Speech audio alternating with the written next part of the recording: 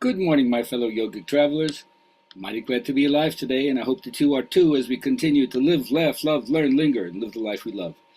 I always want to say I'm so happy that I'm able to do this. I have such fun doing this. I don't have to be professional, I don't have to make it perfect. I just have to get out the things that come from my heart and hope it appeals to a number of you out there, since the levels of interest and levels of depth of practice vary, but everybody's worthy at whatever level. Everybody's doing the best they can currently. So I hope that this really fits the bill for all of you. Oh, it's Wednesday, my bad joke day.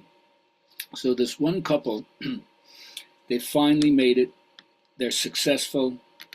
And their whole life they thought, like, if we ever really became rich enough, I would love to have a proper English butler. So they actually fly to London. They go to a clearinghouse. They get the recommendation of a solid butler, and they hire this guy and they bring him back to the United States. So already for the first meal, they say to the butler, listen, you know how to do everything. We just want to let you know that the Silvermans are coming over.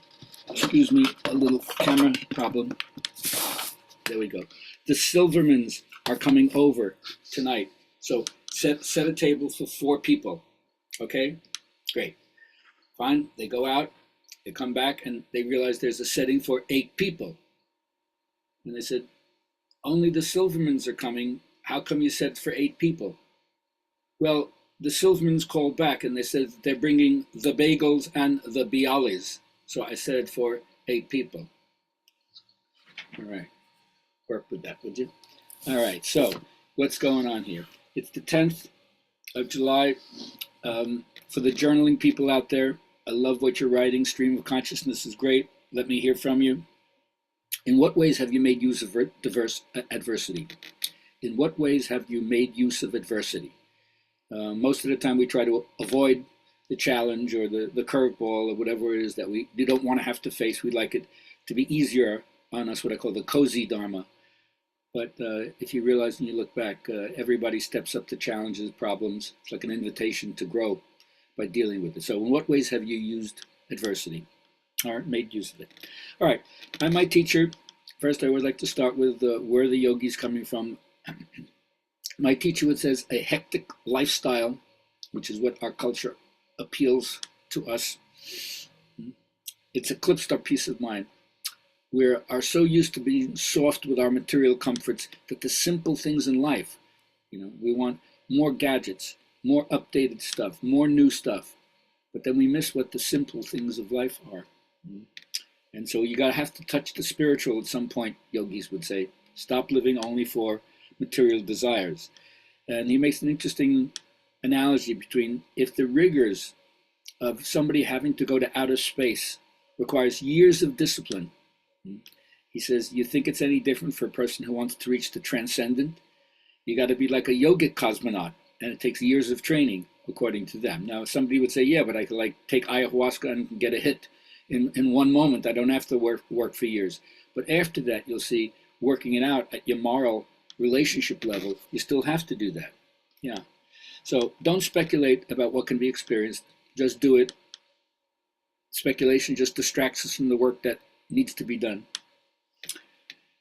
And they say, will it answer all my questions? No, but it'll kill the questioner. It'll let go of that part of your mind that's always looking back on itself, like with rear view mirrors to check how you're doing. That's neurosis. So do it. Don't speculate about it. And just remember, every time you're in exceptionally difficult circumstances, it's an opportunity to spiritually grow beyond ourselves.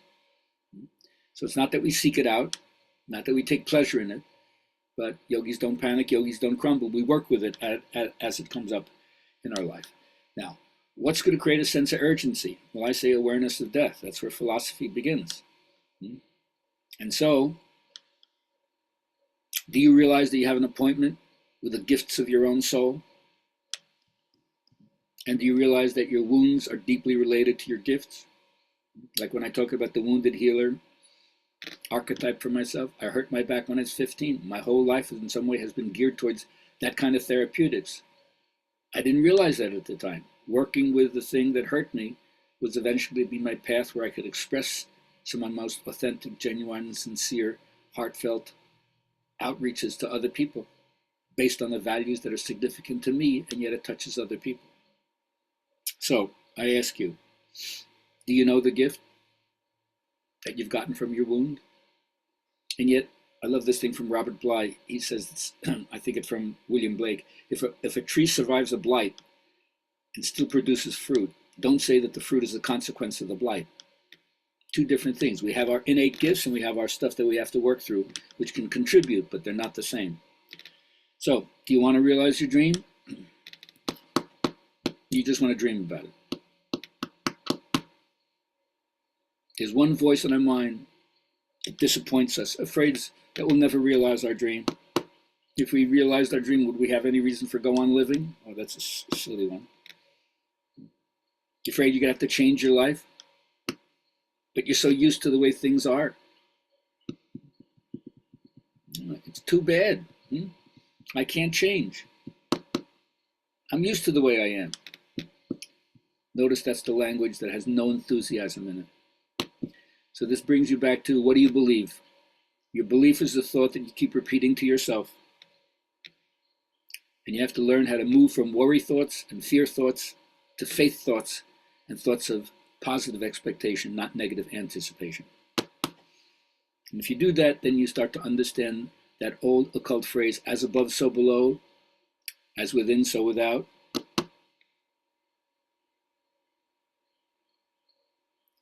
So there'll be plenty of things in life that happen to us that create what I call contrast.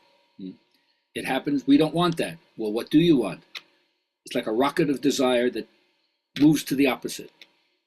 Pratiprachabhavana, as they say in yoga, go to the opposite. So out of variety of all the stuff that happens to us, right, focus comes. And then we understand what we want, even though we learned that by seeing what we don't want. I hope that works for you, friends. All right, tomorrow is the first in the 3-series class at TBY Yoga in Libertyville. Check it out, tbyyoga.com or gabrielhalpern.com to sign up.